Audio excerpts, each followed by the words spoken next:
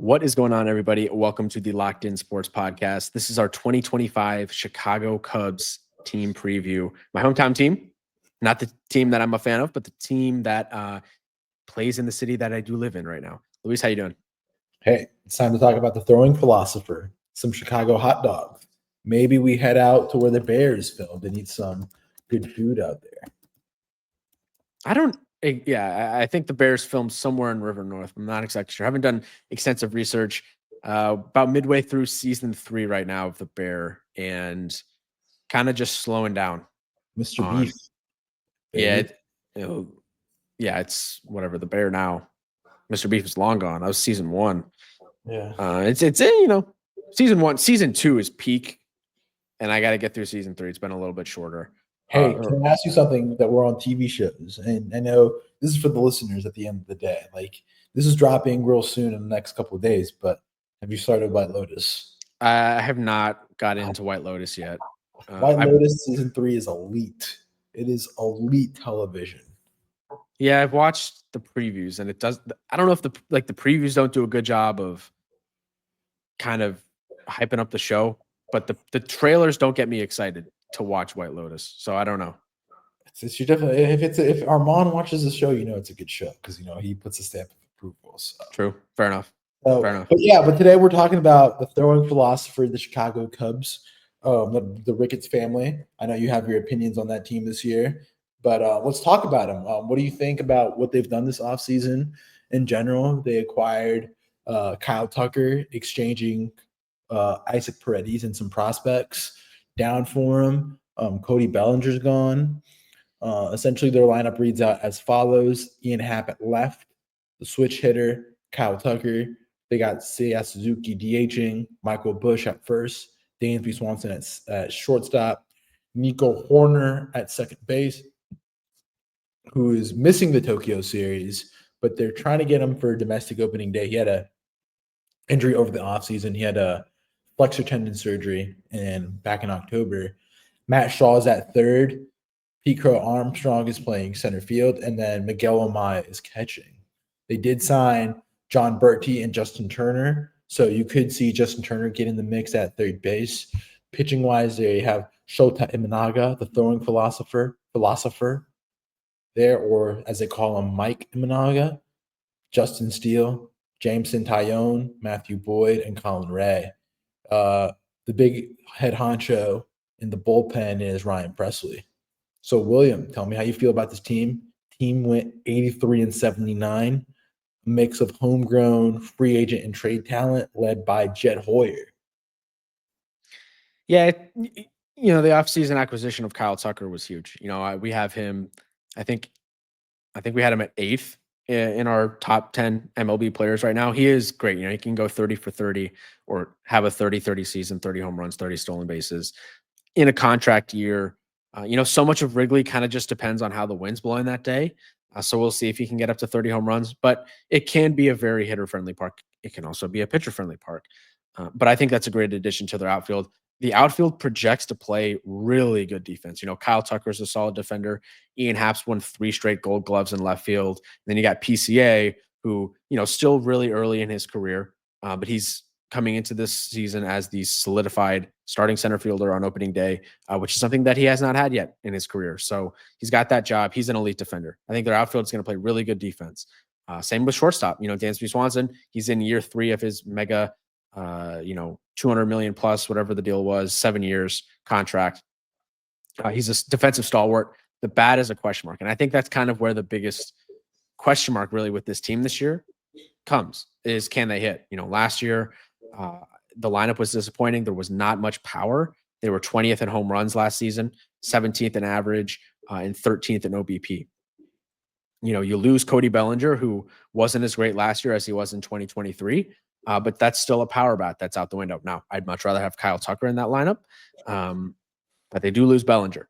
So you're going to need to have really good seasons from, obviously, Tucker. I think Suzuki sliding into the full-time DH role will maybe take some of the pressure off of him defensively where, he had struggled. I think they got better in that department, and maybe he hits a little better now that he's just focusing on hitting. Michael Busch, year 2, somehow he's almost 28 years old, and it's his second season in the major leagues, full season. I'm really interested to see what they do at third base. You mentioned Paredes is gone. It's going to be Matt Shaw, their top prospect, who is out of Maryland. The Cubs have parted ways with every other player that played who made at least one start at third base last season. So it's his job to lose. He's got the runway. Catcher will be interesting. Miguel Amaya had a really good second half last year. They brought in Carson Kelly as a veteran backup. And really their whole bench is new with Kelly, Turner, John Berti, and also Vidal Brujan. So I think that's a good addition, or good additions to their depth, which is something that we talk about you're going to need with injuries that are just inevitable in this sport. They have a whole new bench, and I think it's a lot better than it was last year. And then the rotation, Shota Imanaga year 2, I think there's some question marks there if he can replicate the form that he had last season. And then, Justin Steele, who I think is solid. Jameson Taillon is going to need a bounce back season. He brought in Ryan Pressly to solidify that bullpen in the back half. I think there's some question marks in who's going to be coming before him. Ryan Brazier, they traded with the Dodgers because the Dodgers essentially needed to free up roster space. It's an interesting team. Javier Assad's injured right now, strain oblique. We'll see what happens with him. It doesn't feel, Tucker was a great addition, but it doesn't feel that much different than it was last year, if we're being totally honest. But I just feel Kyle Tucker's a way better player than Cody Bellinger. I think they're on two different stratospheres. Yes. So Kyle Tucker can be an MVP winner in the NL if it wasn't for Shohei Ohtani and Mookie Betts. I think if he was playing in the American League again, still, he would be in that conversation. Yeah, for sure. I personally think that this team is very good. I like the lineup. I just think the questions are with the rotation. We know what Jameson Taillon is. Justin Steele wasn't that guy that he was from 2 years ago. And then, like you said, that Chicago win can impact. And, Shota Imanaga, there was a lot of that breaking stuff that can easily be pinated out. And that was something you really talked about at the start of last season. So I feel like they need one shutdown pitcher to lead the line. Shota's not a bad pitcher. He's still a one pitcher, but I feel he's more of a 1B. They need a 1A, somebody he can bounce off of. Mm-hmm. I feel like with how Wrigley is constructed, that it's, a fly ball there can easily be taken out quickly. You need strikeout pitchers. So you need to go look for guys like Dylan Cease, Michael King, and I'll keep on saying this until they do it because I just think the fits are just natural. And when you're in a place like Chicago with such a big market, you can't afford to make these moves because you have the money for one, and they also have the farm system. You said PCA is probably going to win a Gold Glove in the next 2 years, 3 years at center. They're going to have more dudes that will be able to play in the lineup. So something has to give at this point.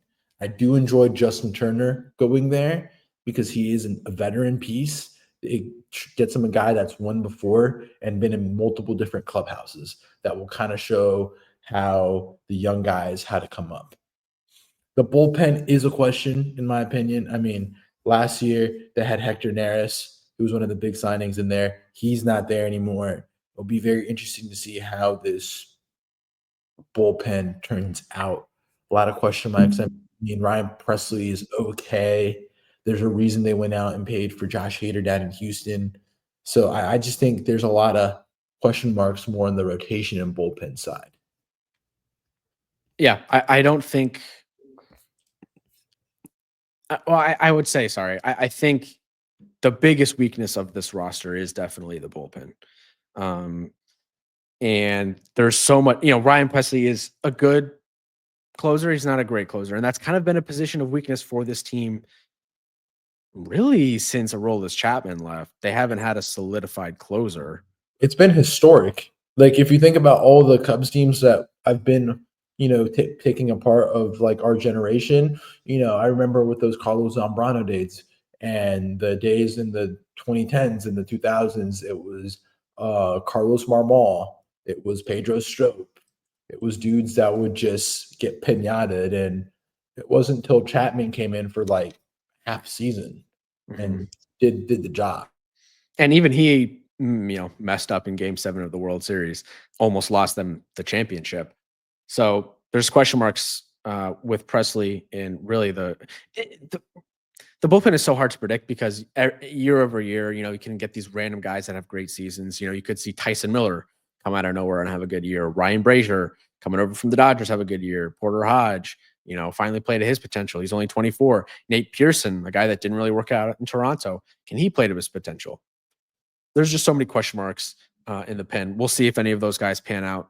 I think for me though, the story with the Cubs this year is pretty simple, and there are no excuses to win the division this year. You went out and you got, outside of Juan Soto, I say it was probably the best player that changed teams, the second best player that changed teams over the offseason, and Kyle Tucker.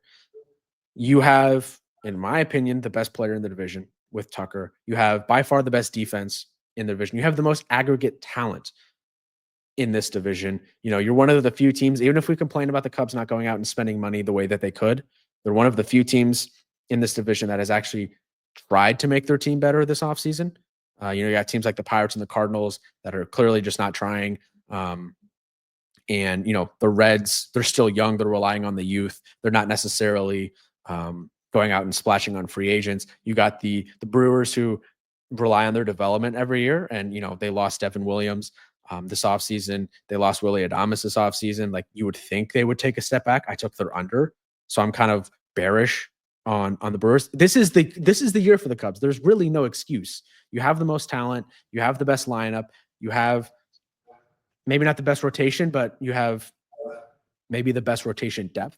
You're going to need bounce back years from Swanson. Nico Hoerner is going to have to step up offensively this year. The defense is going to be there with this team, like I keep saying. It's really just a matter of those bats coming along. Dansby Swanson getting back to his Braves form. PCA establishing himself as a big leaguer. Kyle Tucker playing to his MVP caliber form. Michael Busch having a really good year. Miguel Amaya continuing his second half breakout from 2024.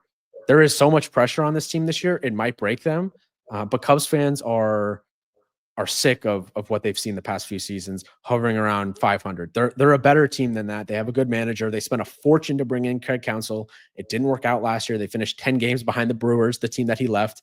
I think there's going to be a little bit chip on his shoulder this year. Not that he is a player, but there's pressure on everyone involved. I guarantee you they're not happy with the way last year played out, because last year they were expected to win the division and they lost to the Brewers by 10 games. I think they're going to try to look to right the ship this year. And the addition of Tucker is huge. So I'm excited to see what they do. I really am. I'm going to go to a lot of games this year because I do think they're going to be better. But there are still question marks. Yeah, I mean, for this team, I just think that, like you said, the pitching, and I feel like you said, I think this division is so hard to call because you just don't know. I mean, what if Dansby can't hit again? What if Nico Hoerner doesn't come back? Pete Crow-Armstrong, what if he can't hit? Like, you have a lot of black holes if it doesn't work out there in that lineup. And you said it best. What if Shota doesn't perform up to levels? Mm-hmm. Like, you have clear issues that, like you said, the Central Division will repeat it again. You can put all the teams in a bag, and you can just throw out the bag in whatever order they come out of the bag, because probably the order they finish. It's a grab bag division. Yeah, let me pull up. I'm pulling up Shota's monthly splits because I know he fell off at some point. Like he started out really hot, and then I was saying Shota could have been freaking the first. He could have been the first guy since Valenzuela to win Cy Young and Rookie of the Year, because he was pitching that good to start out the year, but then he just fell off a cliff. Yeah. Okay, here we go. Game log 2024. I got it up. Yeah, he started out April. They don't have April. April, May. He was at like 0.98 ERA. April 0.98 for April, 2.67 for May, and then he fell off in in June with a 5.67. July, he was back down to a 2.55, and then finished strong. But it was really that the June that hurt him. Gave up 10 earned runs in a game to the Mets in Wrigley. I'll do it to you. But if he pitches to where he was for the 4 out of the 6 months of last year's season, yeah, he actually is in the running for the Cy Young. I just worry about guys that come over from different leagues. They have a good first season, or even prospects, guys that have a good first season. And usually as there's more data, guys are watching more video on you. They have more data points to point to. In the second year, you might struggle a little bit. We'll see if there's a sophomore slump with him. All I'll say is like they better bring their A game to start the year because they open up in Tokyo versus the Dodgers on the 18th. Then they come back and they start in Arizona. So they play in Arizona. That's tough. Yeah, a 4-game set for their home opener. Then they get the home opener for the Athletics, the Sacramento Athletics. Then they come back to Chicago April the 4th and play the Padres. Then they get Texas at home. Then after that Texas series, they fly out to LA, get another 3-game set in LA. Then they play the Padres again, come back, Arizona, and then they get the Dodgers a 2-game set again at Wrigley. And then to end the month, they get Philadelphia at home on the weekend. And then April leaks into May with the Pirates at the Pirates. Yeah. That is a very tough schedule. It might be the toughest start to the schedule in all of baseball, which you can look at it two ways. You can say, hey, we're going to start out slow, might dig ourselves too big of a hole. Or B, we go 500, maybe a little bit under 500 in those games, but then we have a relatively easy schedule the rest of the way. Like if you look at April and May, end of April, it's Pittsburgh, Milwaukee, San Francisco, Mets, Marlins, White Sox, Marlins, Reds, Rockies, Reds, Nationals. Those are more winnable than what you start with. So yeah, still the start is just everything till the Marlins is spooky. Marlins and Pirates is spooky. Like no let up. And there's a lot of travel in there that you have to take into account. Mm-hmm. Going out to California and back, which I mean, maybe that's great because I mean, Chicago is still miserable at these times of the year and the bats need to warm up. So that could help them, could be the opposite. I would say getting away from Chicago outside baseball for April is good. Like you said, it's Arizona on the road after the Tokyo series. It's Sacramento on the road. They don't play a home game until April 4th, which will probably still be pretty damn cold at that point. But at least you get 3 series under your belt before then. So what's the number? The number by DraftKings, not sponsored. Please bet responsibly. Is 85.5. They went 83-79 last year. Best case scenario, wild card winner, and they can be best case division winner, and the worst case is wild card winner. So William, they went 83-79 last year. The number is 85.5 by DraftKings. Yeah, it's a tough pick. I was under on the Brewers.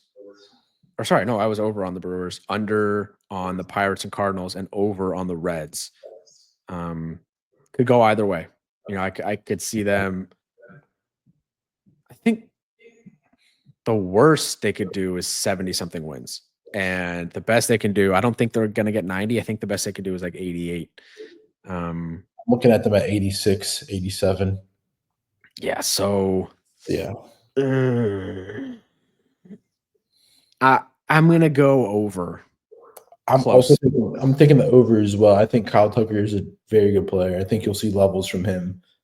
But the only thing isn't that like holds me back is that like first month. I think that first month is hard. Yep. So it can go left really fast. And if it does, Kyle Tucker trade rumors. Yep, those would get cranking. If the Cubs have a really bad first half, they have to do their due diligence. Yeah, well, we'll see what happens. I mean, Tokyo series should be interesting. It's Imanaga versus Yamamoto to open up the year. Mm-hmm. Yeah, and the Dodgers are going with Sasaki in the next game. So we're going to be talking Dodgers in our next preview because that game or that series starts in a couple days. Yeah, it starts in a couple days, so it'll be interesting to see what the Dodgers do coming forward. I'm in Sasaki. We'll talk about him. So we'll break down the Dodgers in the next one. This was the Cubs. We're both on the over for the hometown team. We'll see what happens. Dodgers coming tomorrow. Can't wait for opening day, international opening day in Tokyo. And until tomorrow, we'll catch you next time. Peace out.